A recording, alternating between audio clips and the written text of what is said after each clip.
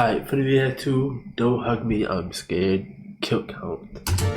Yes, sir. Welcome to the kill count, where we tally up the victims and all our favorite. I hope this ain't copyrighted though. Ain't gonna lie. Well, I don't know, man. We are in uncharted territories here with the SAG strike. But hey, we're trying new shit, which is why we're looking at. So shit I figured out with this type of college internet is like, when you get like bad quality on your videos, it will update itself, bro.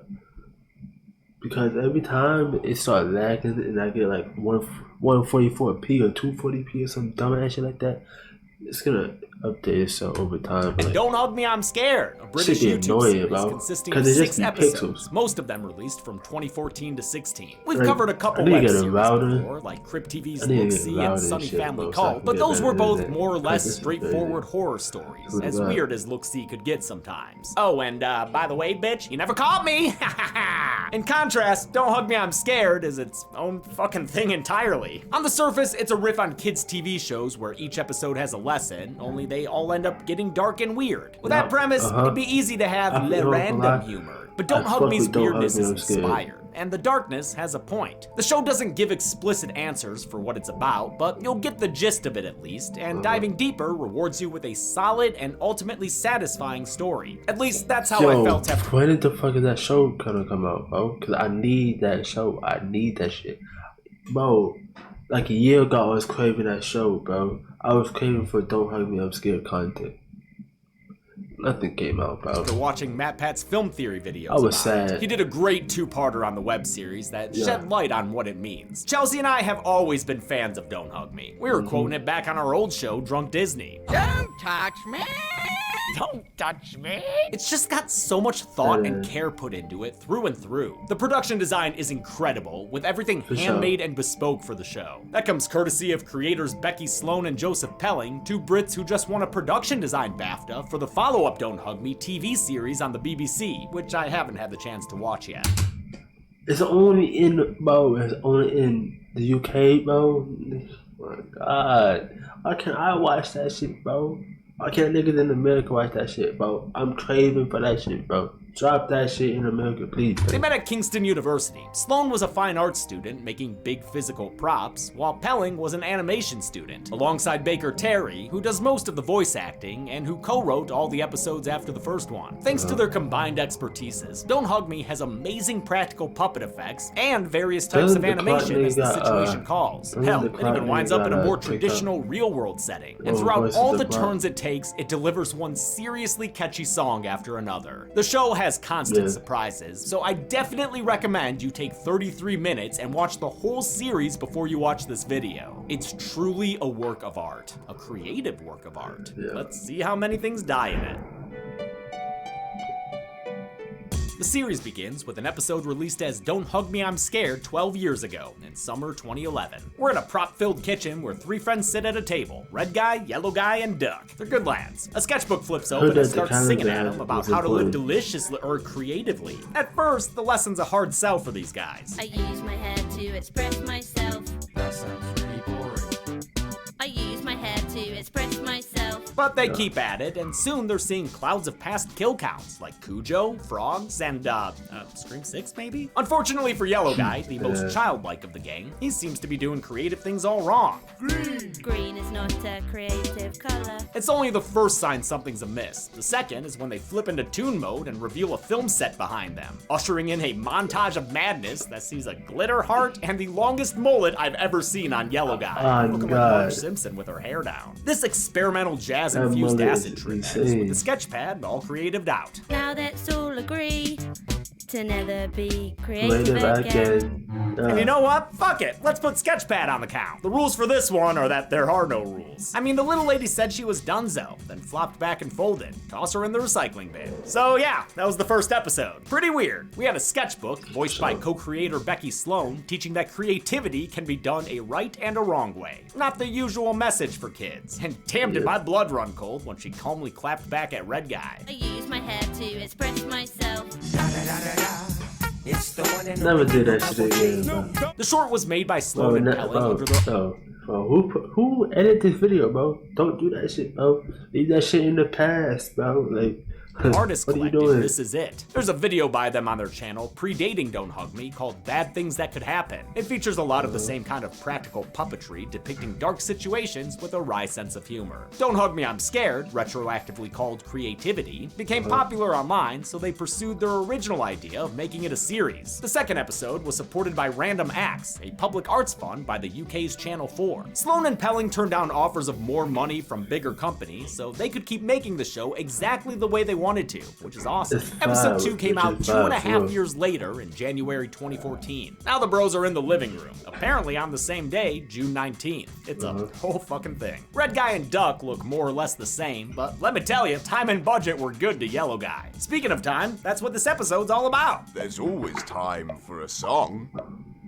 Always time for some. It's Tony the Talking Clock, voiced by Baker Terry, who also voices Duck and Yellow Guy, as well as a whole bunch of other characters who will talk and sing songs at us. Tony starts singing about time, and the lyrics quickly hint towards its decomposing qualities. Scrub, scrub, scrub till the water's brown. The seriousness of time's never-ending march moves Tony so much, he starts singing like a South Park character. Let's go on a journey through all time. Yeah, he was feeling He that gives him a shit history too. lesson with a strange fixation on cobbles, and then things head out to the woods to get weirder. Tony starts being even meaner than that sketch pad, and we meet Yellow Guy's creepy-ass dad named Roy. Yeah. Want to dip his little nose in some ranch and eat it up. Wait a minute. Never mind. Not sure if that'd be ranch. Tony would rather talk about fishes and his stupid face than let Duck try to figure out the true nature of time. Maybe time's just a construct of human perception, an illusion created by...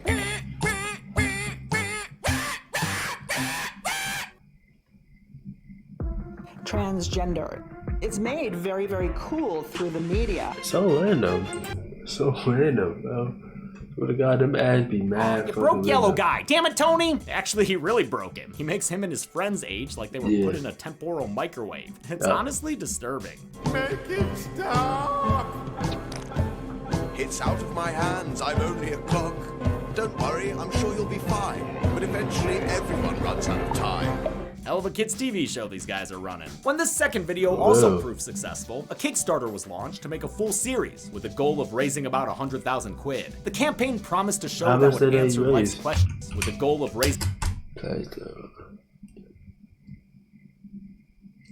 about 100,000 quid. The campaign promised a show that would answer life's questions like, where do dogs live? And why is this pillowcase full of ham? I like that Sloan and Pelling lend their sense of humor to so much of what they do. To support the Kickstarter, they released 2 terrifying analog horror ransom videos. Oh If yeah, I you're was about to watching delete this, this. then we need your help. Then on the Kickstarter's behind the scenes featurette, they included repetitive use of crafting B-roll that eventually gets painful, and more inaccurate descriptions of the show. Don't Hug Me, I'm Scared is about 3 best friends who go on an adventure to find a magic pirate ship and save the day. It even had sketches of and voice recording sessions for completely non-existent characters. I love it. The Kickstarter succeeded, and episode 3 was released 8 months later in October of 2014. The guys are in the great outdoors, and also possibly missing according to that sign. Maybe they're just trying to get away. Bro, their production quality, like, it skyrocketed, bro. From all the weirdos in their house and enjoy this delicious chicken picnic. Duck's a little protective of that chicknick.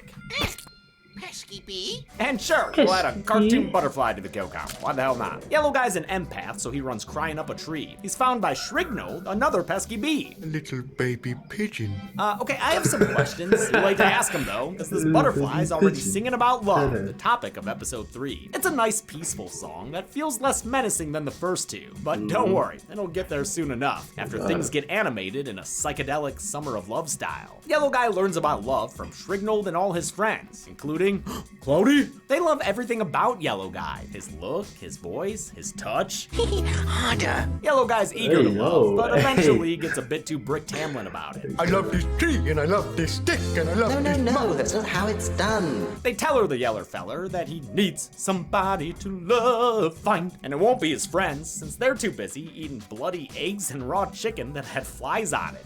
The talk of Yellow Guy's special one starts sounding religious and then outright culty when they review reveal their idol Malcolm, the king of love. And they're gonna feed Malcolm the yellow guy? Oh, no, just gravel? Oh, well, that's not bad. The king's cult does involve a name change and some brain scrubbing though, so even with the promise of a special one, it's all too much for yellow guy. He snaps out of it and is found by his friends, who do love him after all. We've brought you the last boiled egg to cheer you up. But then history repeats itself when the egg hatches and Duck swats that larva to death. Pesky bee.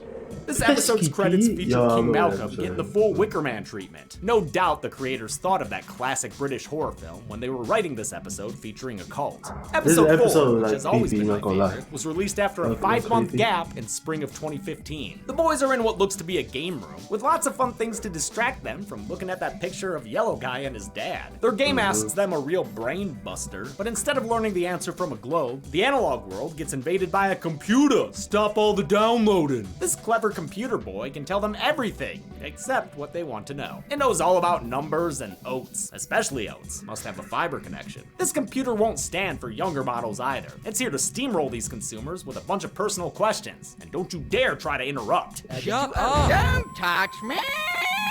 What? Turns out touching that board's the key to an existential meltdown, Red Guy. The characters glitch into the computer's digital home, a sometimes nauseating place. Wow.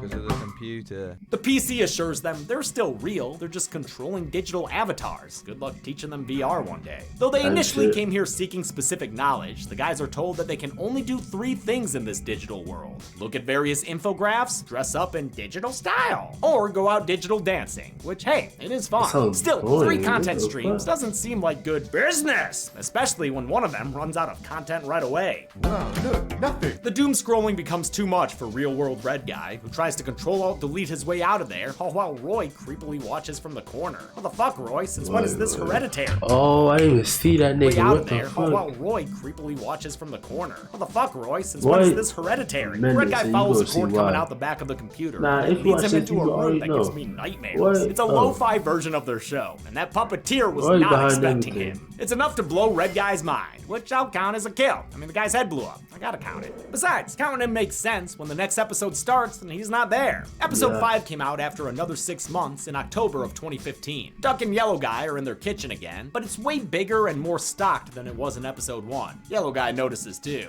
Something's different. Then again, he might just be talking about Red Guy's absence, which Duck knows as well when a picture on their fridge changes. That can't be good. Before they can ponder where their Trace Amigo is, their kitchen items break into an unsophisticated song. Who's that on drums? Is that a bread boy? I'm a bread boy. Ha, I thought so. The can, the bread, and this big-ass steak mofo start jabbing forks at him and singing the praises of healthy foods. Well, healthy foods when they're Roy's brand. It's really hard to pick a favorite song in the series. I think my number 1 is still Computer, but let me tell you, this one's been sneaking up on me. I need to listen to them again, cause I don't know. I can't remember. I especially like the funky keyboard that gets real low. What's that? A tasty snack? You don't want to go and eat a snack like that. And the steak and spinach can have my favorite voices from Terry and Sloan. The song and dance gets interrupted by a red phone ringing. It ain't Khrushchev calling about the bomb. Duck answers it and starts waking up like he were in a Philip K. Duck story. Something's wrong. It makes him uninterested in the menacing foods with their clumsy metaphors and their springy food or regular tetradecagon. The song takes it to the fridge, and it's enough to make Duck snap. He knocks over the camera and tries to escape the show, only to wind up captured and learning that the show must go on. The kitchen objects tell Yellow Guy to eschew the pie and white sauce, try this canned food. He won't know that it's his friend Duck being torn apart and eaten by a giant can. Duck's been canned from the show and canned his food. Should that be in the microwave? When this latest song ends, it looks like Yellow Guy's been forced to eat Duck. Holy shit. Before the episode ends, the phone rings again, and the credits suggest it's the Red Guy calling his friends from his freedom outside of the show's studio. The grand finale took 8 months to arrive, dropping in 2016 on, naturally, June 19th. By now, Yellow Guy's all alone, crying about his friends. Good night, guys.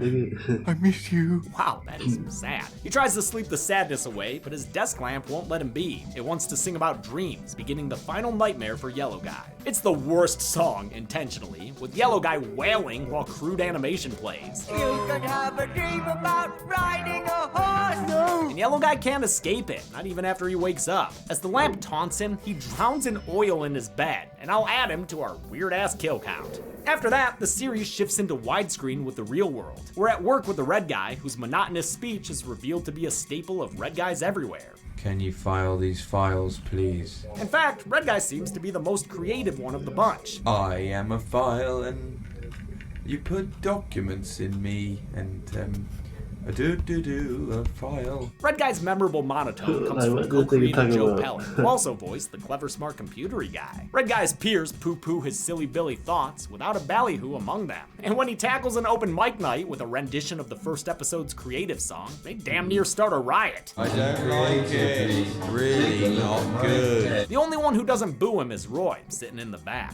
That's when Red Guy starts seeing himself in a creative world again. Or actually, for the first time, if you agree with MatPat's theory that this real world stuff is the start of things chronologically. The theory goes that Red Guy was someone who wanted to do something creative, only to be told no by everyone around him. Roy saw this and agreed to fund a kids' TV show for Red Guy, as long as his son could be a part of it. But gradually, Roy let commercial interests take over, until Red Guy left the show out of frustration and the whole thing fell apart. I know it's just a theory, a film theory, but it's a solid one. I recommend MatPat's videos to hear the whole thing. Right now, Red Guy's confronting the bastardized version of his dream TV show. He tries to save Yellow Guy, only to take him down a path of traumatic memories. You made me die.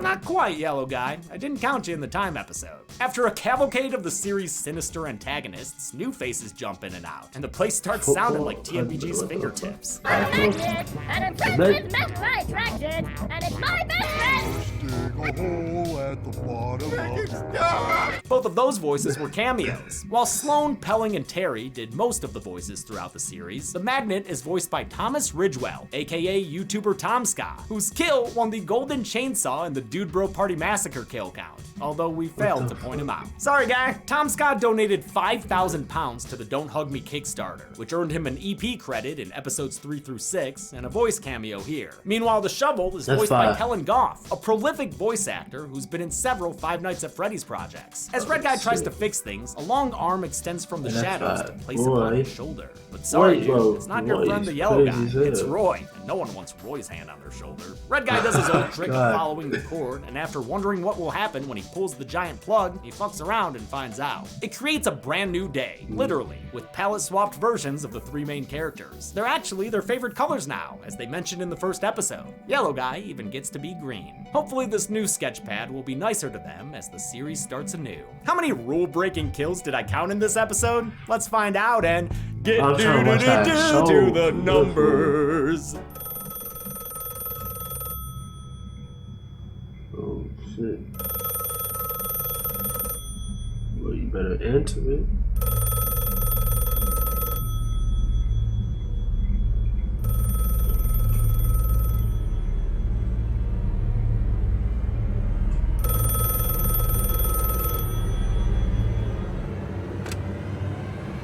Come on.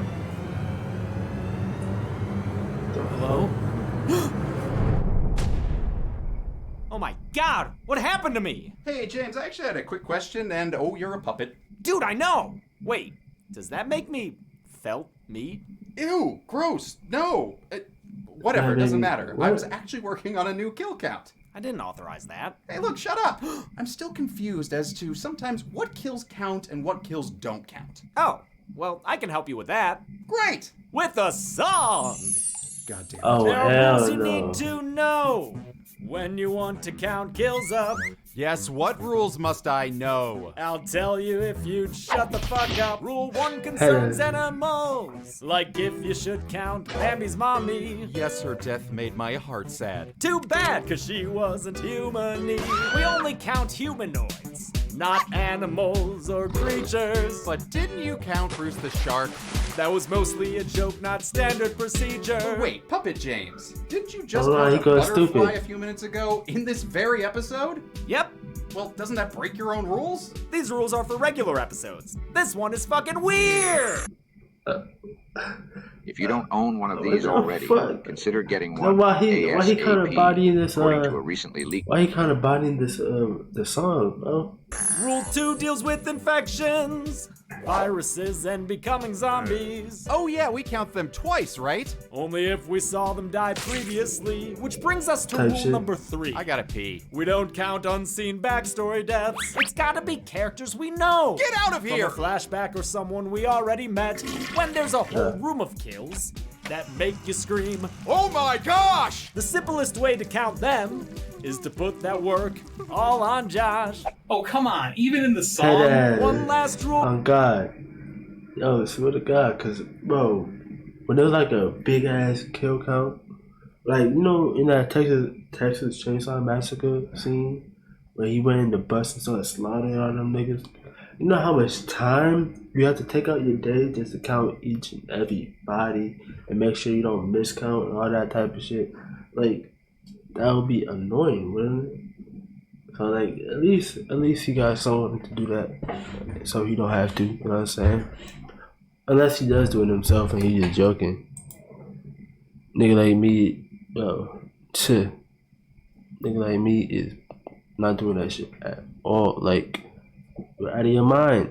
You're out of your fucking mind. You feel me? It's crazy, right? Crazy as hell. And why the fuck is my internet out? What the fuck? What the fuck, nigga?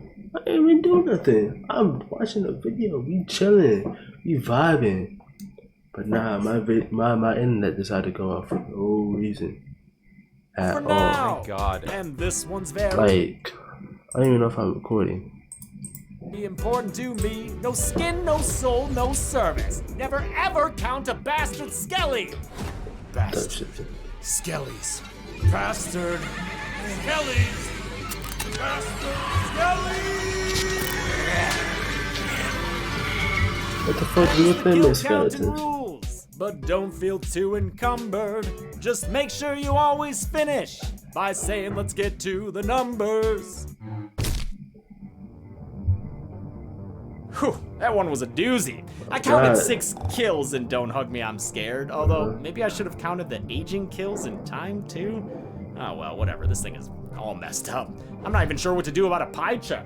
Oh, yeah. I guess that works. Colors are fine. With 6 episodes across the web series, that left us with an average of 1 kill per episode. Easy. I'll give the golden chainsaw for coolest kill to Duck. That giant can was a buck with his guts, which probably couldn't have smelled too good on set. Dull machete for lamest kill will go to the sketchbook, who bullied Yellow Guy so hard it died of exhaustion. And that's it. Don't Hug Me, I'm Scared is an incredible web series that released its last episode in 2016. Thankfully, the creators would get to continue the series with a BBC show consisting of another 6 episodes. If this kill count does well, maybe I'll look at that too. But until then, I'm James A. Janice. This has been the Kill Count. Hey, thanks a lot for watching the Kill Count. That's fine. Yo, Don't Hug Me, bro. I need to find that show because I couldn't find it anywhere, bro. I'm gonna watch that shit, bro. Cause, bro, I really fuck with Don't Hug Me, I'm Scared, bro. I need some more content by them. Well.